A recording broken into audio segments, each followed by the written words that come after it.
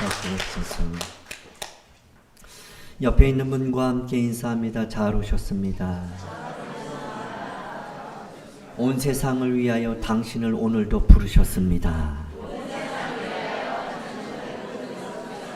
할렐루야. 하나님은 모든 사람이 구원받기를 원하십니다.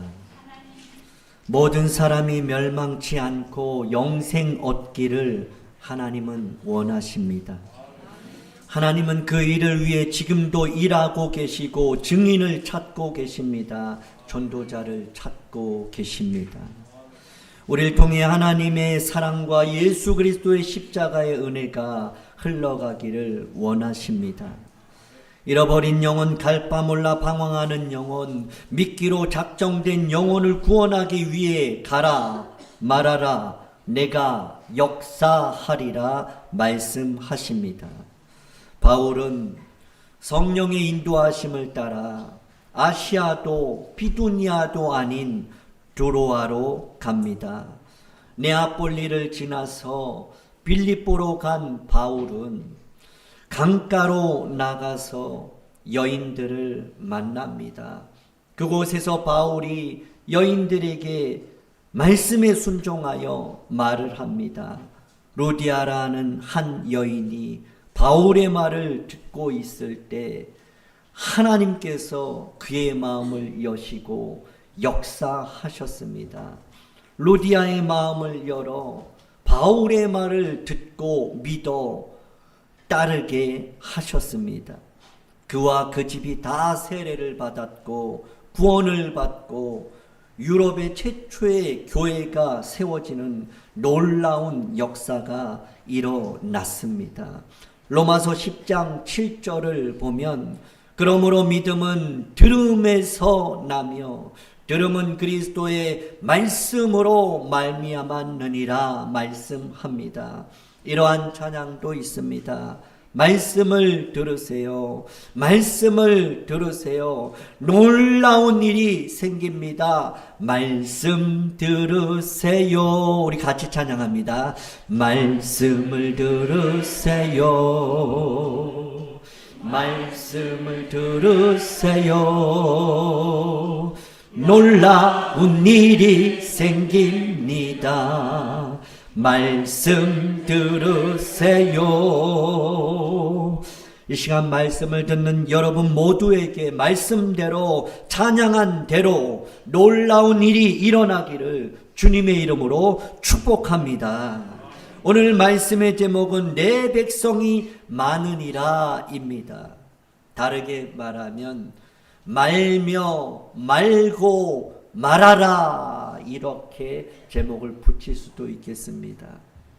제목을 이렇게 붙이면 주보를 보고 이게 무슨 말인가 할 것 같아서 내 백성이 많다라고 정했습니다. 그러나 제 마음의 제목은 말며 말하고 말하라 입니다. 이게 무슨 의미일까요? 무슨 말일까요?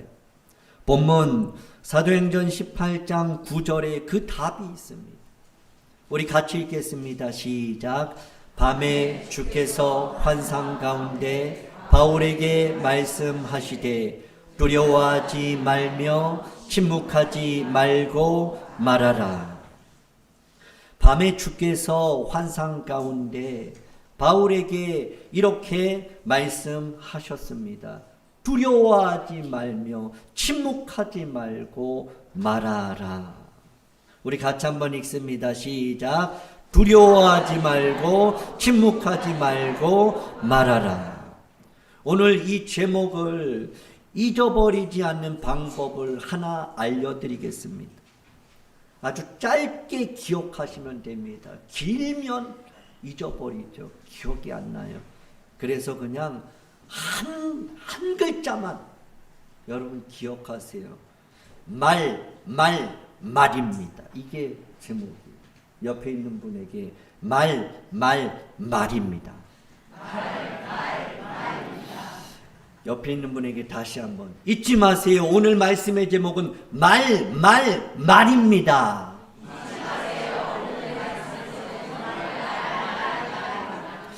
두려워하지 말며 침묵하지 말고 말하라. 말. 기억하세요. 그러면 왜 주께서 밤에 환상 가운데 바울에게 이런 말씀을 하셨을까요? 지금부터 그 이유를 함께 찾아보겠습니다. 먼저 본문이 시작되는 사도행전 18장 1절을 보면 그 후에 바울이 아덴을 떠나서 고린도에 이르렀다라고 말씀합니다. 그러니까 본문의 사건의 시작은 그 후에로 시작하고 있습니다. 바울이 지금 에덴을 떠났습니다.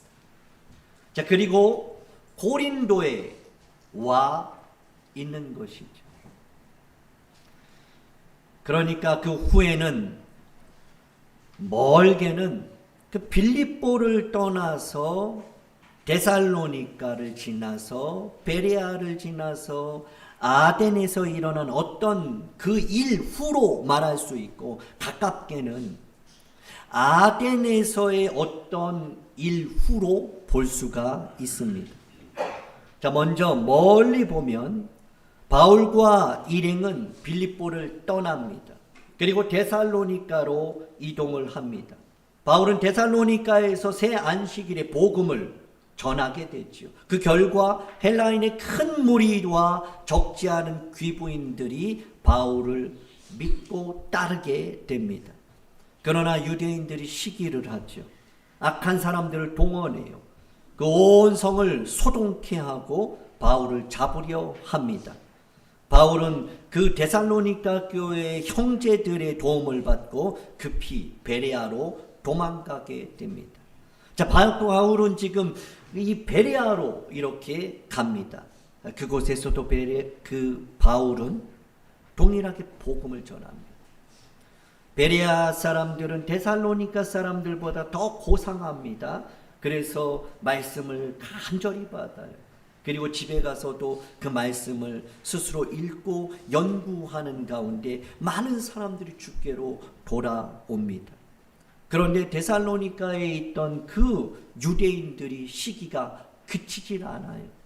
그래서 바울이 베레아에서 지금도 복음을 전하고 그 복음으로 인하여 많은 사람들이 돌아온다는 이야기를 듣고 가만히 있지 못하고 베레아까지 쫓아갑니다. 그곳에서도 악한 사람들을 동원하고 소동케 하고 바울을 또 붙잡으려 합니다. 그때 바울은 이 베레아의 형제들 그들의 도움으로 또다시 급하게, 그러나 이번에는 혼자 외로이 그렇게 아덴이라는 지역으로 도망가게 됩니다. 도망치다가 간 곳이 아덴입니다. 그곳에 도착한 그러한 바울이 형제들에게 이렇게 지시를 합니다. 실라와 디모데 그를 빨리 오게 해달라고 그렇게 지시를 하고, 아덴에서 바울이 그 형제들을, 실라와 디모데를 기다리고 있습니다. 자, 그런데 사도행전 17장 16절을 보시면 바울이 아덴에서 그들을 기다리다가 그 성에 우상이 가득한 것을 보고 마음에 격분하여 그럽니다. 바울이 지금 아덴에 가서 실라와 디모데를 기다리는데 그곳에 그 도시를 보니까 우상이 가득해요. 그러한 것을 보면서 지금 바울의 마음이 격분해요. 화가 나요. 우리 주일학교 아이들에게 오늘 이 본문을 똑같이 전했습니다. 그리고 물어봤어요. 바울이 복음 전하다가 여기까지 갔는데 거기에 우상들이 많은 걸 보고 바울이 마음에 화가 났어. 복음 전하는 사람이 화내면 안 돼? 복음 전하는 사람이 마음에 격분을 일으키면 되니 안 되니? 복음은 하나님 사랑 전하는 건데 바울이 마음에 격분이 일어나고 사랑이 식어지는데 그러면 되니 안 되니? 우리 주일학교 아이들이 아주 똑똑해요. 지혜로워요. 안 돼요. 바울이 그 디모데와 실라를 기다리면서 그 우상을 보고 뭐 이것저것 다 우상을 삼은 거예요. 범사의 종교성이 아덴에 많아요. 그래서 그 모습을 보고 격분을 하게 되는 거죠. 그러한 가운데 바울이 이거 이대로 안 되겠다. 내가 디모데, 실라 기다릴 수가 없다. 내가 당장 저들을 팍 물이라, 이러한 결단을 갖고 회당에 가서 그들과 토론을 해요. 그리고 시장이라고 하는, 아고라라고 하는 시장에 많은 사람들이 모이거든요. 근데 그곳에 가서 또 논쟁을 해요. 여러분, 이 바울이 빌립보, 데살로니가, 베레아 이곳에 갔을 때는요, 논쟁하지 않았습니다. 토론하지 않았어요. 격분하지도 않았어요. 그런데 바울이 지금 아덴에서 토론하고 있어요. 논쟁하고 있어요. 여러분, 복음은 토론하는 게 아니에요. 전도는 말싸움하고 논쟁하는 게 아니에요. 복음은 선포하는 거예요. 예수 그리스도의 성령의 능력이 나타나게 하는 것, 그 말씀을 그대로 선포하고 전하는 것이 전도인 줄 믿으시기 바랍니다. 바울이 말과 지혜로 그들을 설득시키려고 했어요. 바울은 사실 굉장히 똑똑하고 많은 것을 배운 사람이에요. 그런데 아덴에는 철학자들이 있었어요. 바울이 그 철학자들을 한번 붙어서 한번 내가 저들을 내 지혜로 말로 꺾어보리라 그러면서 논쟁하고 토론을 한 결과 어떻게 되나요? 바울이 비웃음거리가 돼요. 조롱거리가 된 끝에 바울이 이제 고린도로 또 쓸쓸히 외로이 그렇게 이동하게 됩니다. 자, 바울이 아덴에서 패배자로 떠날 수밖에 없었던 이유를 말씀드렸는데, 성경에서는 바울이 그렇게 고린도 교회 편지를 쓰면서 자신이 패배할 수밖에 없었던, 전도가 실패될 수밖에 없었던 그 이유를 고린도전서 2장 1절에 이렇게 말씀합니다. 형제들아, 내가 너희에게 나아가 하나님의 증거를 전할 때에 말과 지혜의 아름다운 것으로 아니하였나니.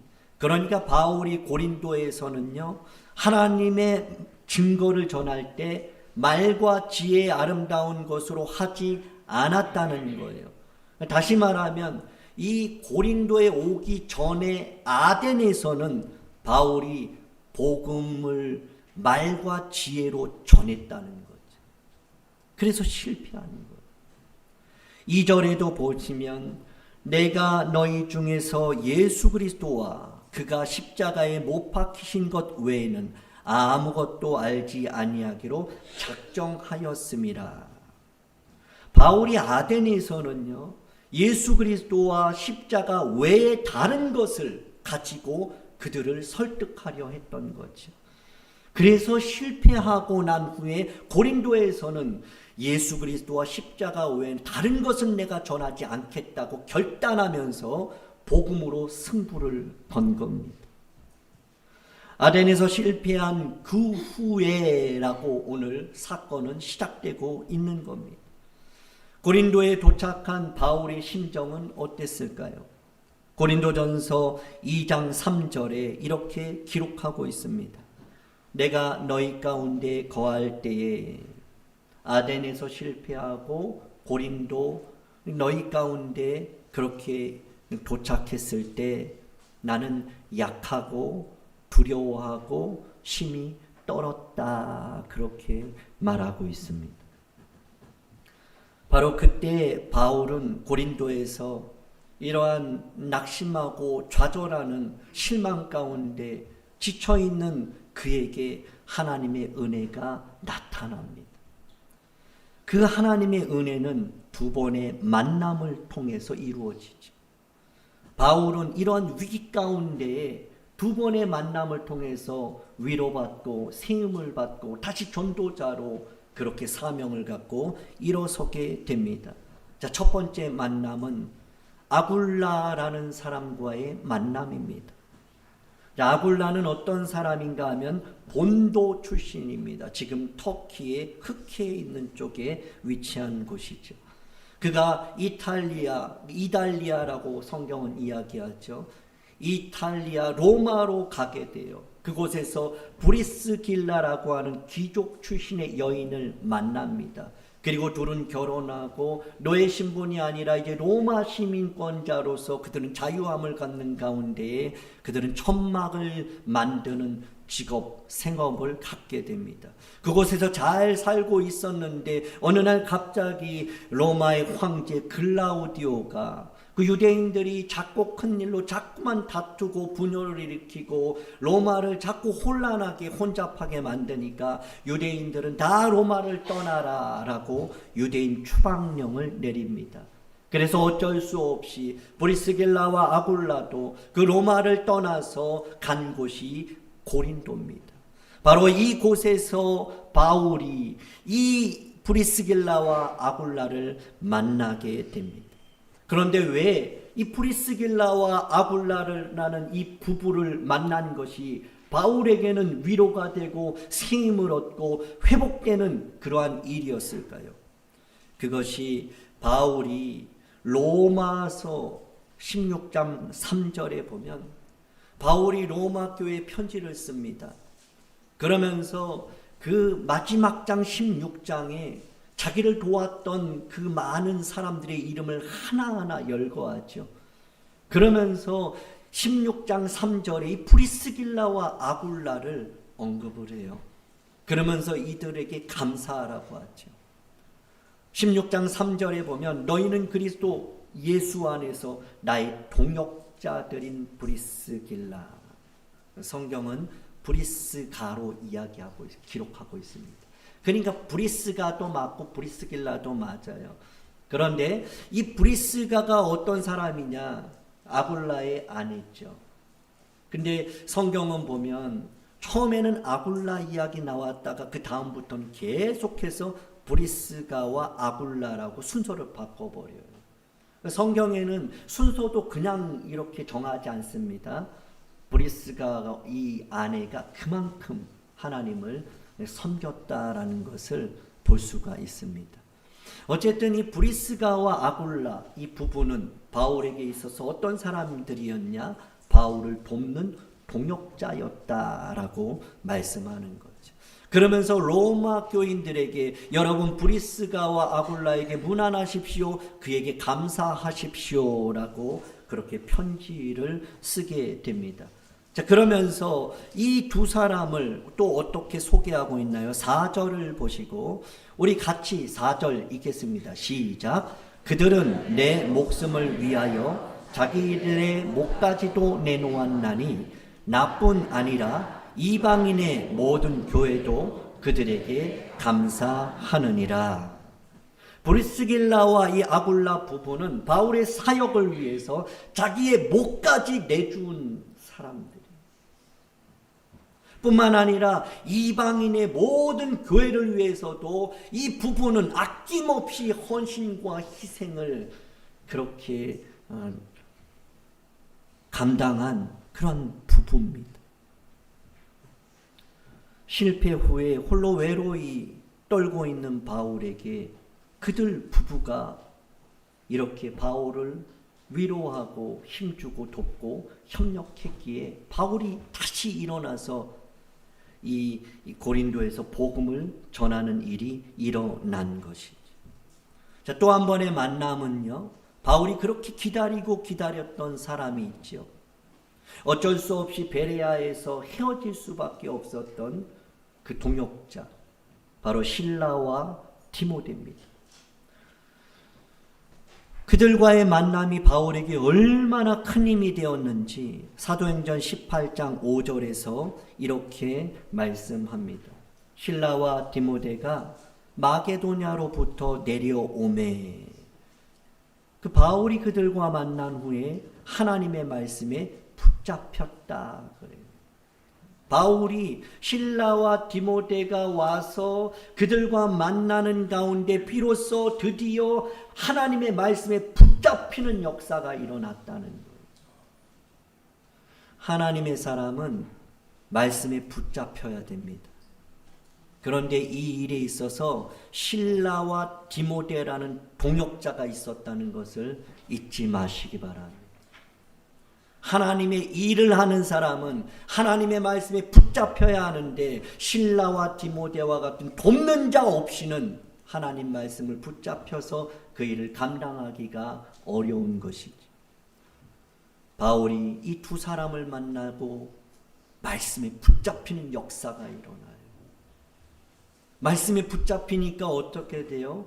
유대인들에게 예수는 그리스도라 밝히 증언하는 역사가 일어나는 것이죠. 바울과 실라와 디모데와 만남은 다시 한번 바울을 외로움에서 견디게 했습니다. 바보라는 소리를 들어도 바울이 괜찮다고 할 수 있게 된 것입니다. 무엇보다 바울은 그들과의 만남을 통해서 하나님 말씀에 붙잡힐 수 있었던 것, 말씀에 집중할 수 있었던 것, 예수를 그리스도라고 밝히 증언할 수 있었던 것, 그것이 바로 만남 가운데 이루어졌다는 것입니다. 여기서 우리는 하나님의 일은 결코 나 혼자 할 수 없음을 깨닫게 됩니다.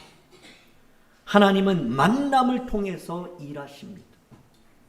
그 만남을 통해 협력하고 동역하고 하나 되는 가운데, 돕는 가운데, 도움을 받는 가운데 역사하심을 깨닫게 되는 것이죠. 119 새생명 축제를 앞두고 영혼 구원하는 하나님의 일에 동참하는 여러분 모두에게 만남의 복이 있기를, 만남의 복이 있기를, 만남의 복이 있기를 주님의 이름으로 축복합니다. 위로받고 새 힘을 얻는 그 만남의 은혜가 여러분의 가정에, 여러분의 자녀들에게 있기를 주님의 이름으로 축복합니다. 먼저 여러분에게 만남의 복을 누리고 여러분들이 자녀들에게 만남을 위해서, 자녀들의 만남을 위해서 기도할 수 있는 부모가 될 수 있길 원합니다. 누구를 만나느냐? 죽고 사는 일입니다. 바울이 브리스길라 아굴라라는 부부를 만나고 위로받고 새 힘을 얻고 회복이 되었습니다.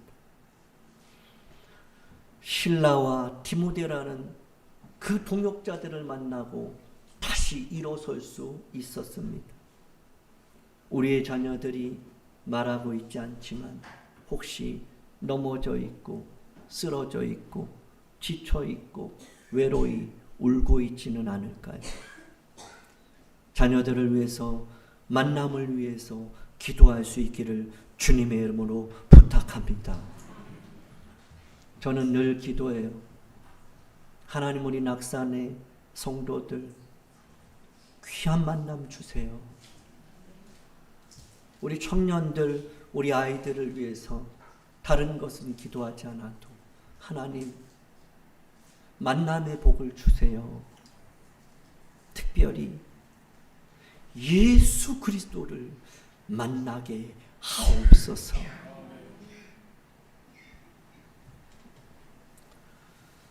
귀한 만남을 통해 바울은 말씀에 붙잡히고 다시 한번 복음을 전합니다. 그 결과 어떤 일이 일어납니까? 사도행전 18장 8절을 보면 또 회당장 그리스보가 온 집안과 더불어 주를 믿었다. 수많은 고린도 사람들이 듣고 믿어 세례를 받았다라고 말씀합니다.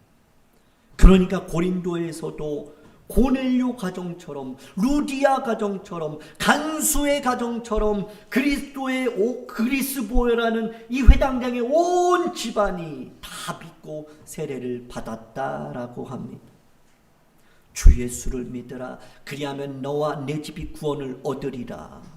말씀대로, 성경대로 고넬료 가정처럼, 루디아 가정처럼, 간수의 가정처럼, 오늘 본문의 그리스도의 가정처럼 여러분의 온 가족이 구원받는 역사가 성경대로 이루어지기를 주님의 이름으로 축복합니다. 포기하지 마십시오. 좌절하고 낭망하지 마십시오. 기도할 수 있길 바랍니다.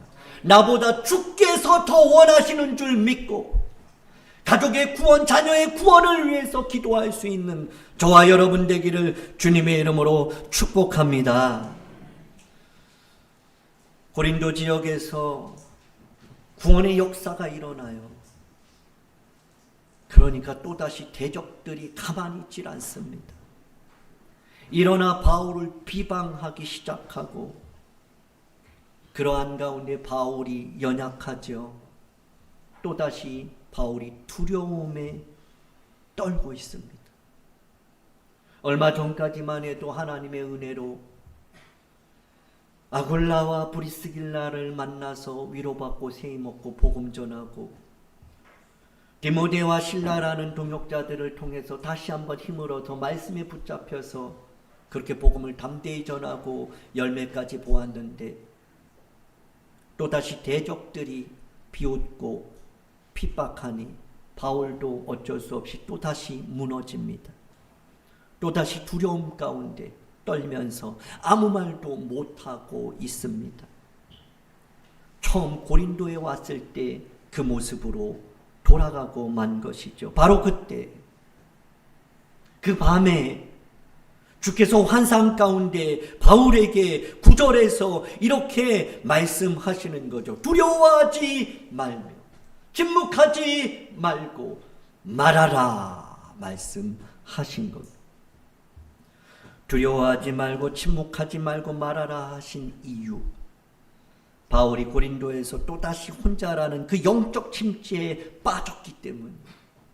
두려워했기 때문이에요. 떨고 있었기 때문이에요. 입을 막았기 때문이에요. 바울이 자신에게 주어진 전도자, 파수꾼, 증인이라는 사명을 잊어버린 거예요. 자신의 정체성을 잃어버린 거죠. 내가 하나님의 자녀라는 것을 잊어버린 거예요. 구원받은 백성이고 내게 주신 은혜를 거둬 주어야 한다는 전도자의 사명을 까맣게 잊어버린 거예요. 사명을 잃는 순간 침체가 옵니다. 사명을 잃는 순간, 사명과 상관없는 삶을 사는 순간 언제든지 두려움이 엄습해 오게 되어 있는 거예요. 사명을 놓치는 순간 바울처럼 이렇게 두려워 떨고 있는 연약한 사람으로 추락할 수밖에 없는 것입니다. 주께서 환상 중에 두려워하지 말며 침묵하지 말고 말하라고 하신 또 다른 분명한 이유 3가지가 10절 한 절에 모두 나타나고 있습니다. 자, 우리 10절 같이 읽겠습니다. 시작. 내가 너와 함께 있음에 어떤 사람도 너를 대적하여 해롭게 할 자가 없을 것이니 이는 이 성중에 내 백성이 많음이라 하시더라. 두려워 말고 침묵하지 말고 말해야 하는 이유, 그 이유가 무엇일까요? 우리 한번 같이 읽겠습니다. 시작. 내가 너와 함께 한다. 너를 대적하여 해롭게 할 자가 없다. 이 성중에 내 백성이 많다. 이것이 바로 두려워 말며 침묵하지 말고 말해야 하는 이유라고 주께서 환상 중에 말씀하신 것이죠. 태신자를 품은 저와 여러분에게 주께서 말씀하고 계세요.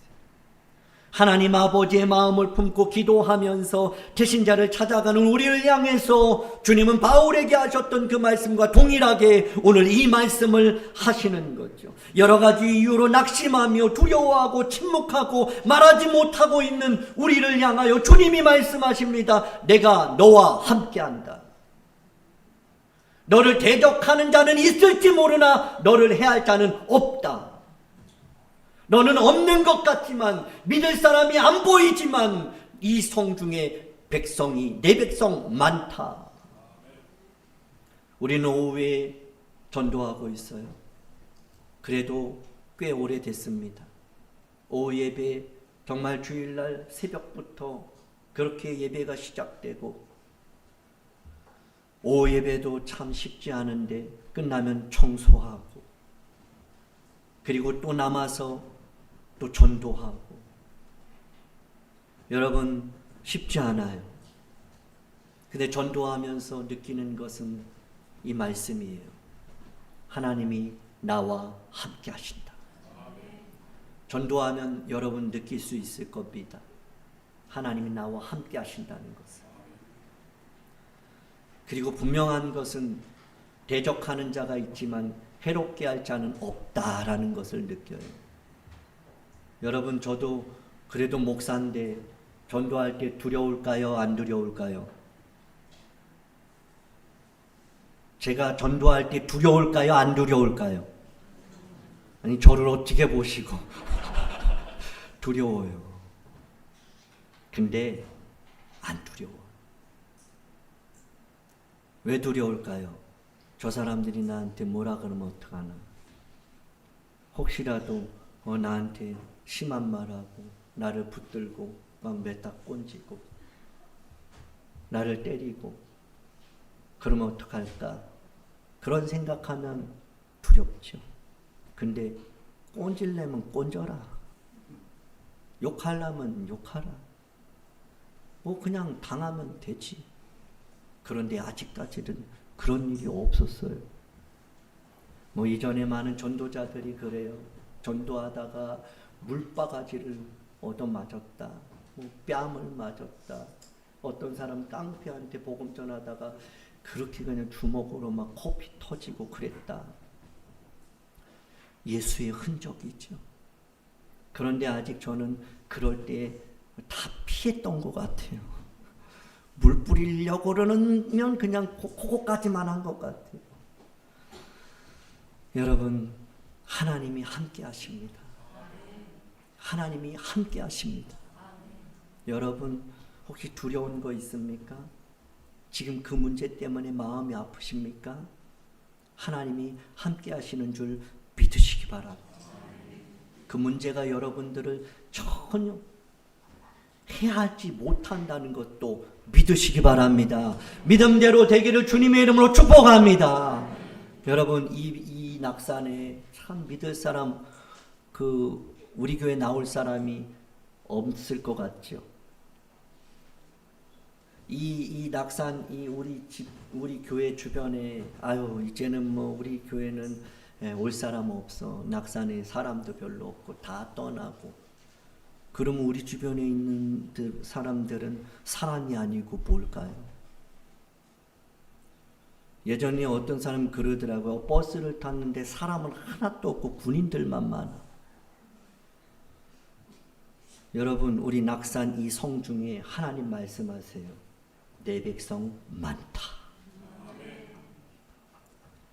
주님의 눈으로 볼 수 있길 원합니다. 주님의 심장을 품기를 원합니다. 지금도 주님이 찾으시는 예비된 영혼이 많습니다. 그래서 우리는 주일 예배 후에 저 낙산에 가서 그 영혼을 찾고 있는 거죠. 주님의 마음을 가지고. 한 영혼이라면 어떻습니까? 그 한 영혼이 주께로 돌아올 때 천국에서 잔치가 일어나는 줄 믿으시기 바랍니다. 부흥은 많은 숫자에 있지 않습니다. 한 사람이라도 회복되는 데 부흥이 있는 거예요. 이곳에 사람이 꽉 차는 게 부흥이 아니라 바로 여러분 한 사람 한 사람이 회복되는 게 부흥입니다. 그럴 때 하나님은 채우시는 은혜도 주시는 줄 믿습니다. 이것이 119 새생명 축제를 앞두고 여러 상황 속에서도 우리가 두려워하지 말며 침묵하지 말고 말해야 하는 이유인 것이죠. 왜 슬퍼하느냐라는 찬양이 있습니다. 가사를 보면 왜 슬퍼하느냐, 왜 걱정하느냐, 무얼 두려워하느냐, 아무 염려 말아라.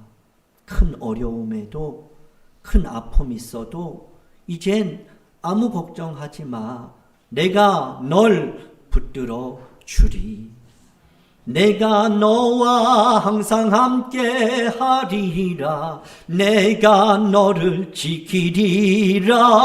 실망치 말고 나를 보아라. 나는 너의 하나님이라. 우리 같이 합니다. 내가 너와 항상 함께 하리라. 내가 너를 지키리라. 실망치 말고 나를 보아라. 나는 너의 하나님이라. 이 시간 주신 말씀을 생각하면서 아무것도 두려워하지 말라 찬양하겠습니다.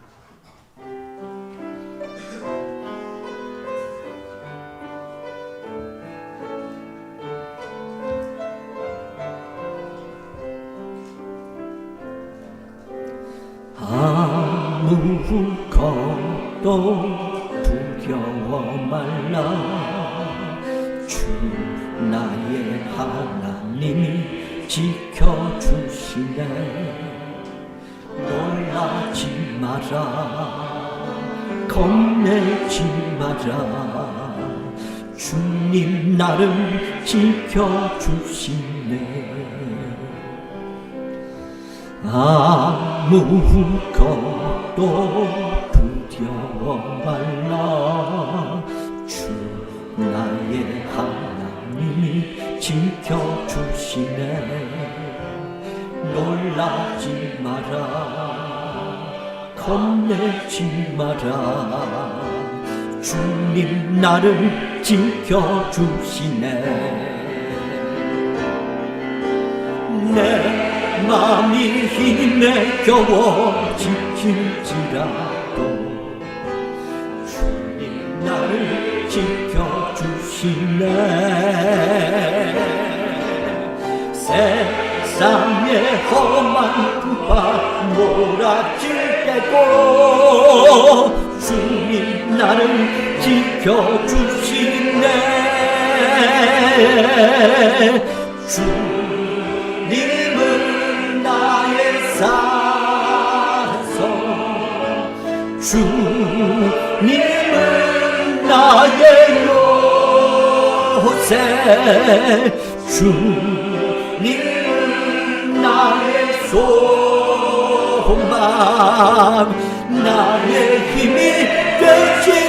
우리 두 손 들고 주님은 나의 산성, 주님은 나의 산성, 주님은 나의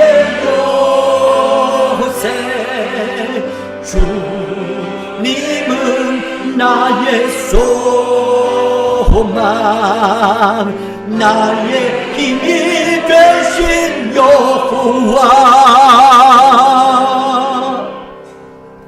나의 힘이 되시고 소망 되시는 하나님 아버지, 우리에게 새 생명 축제를 허락하시니 감사합니다.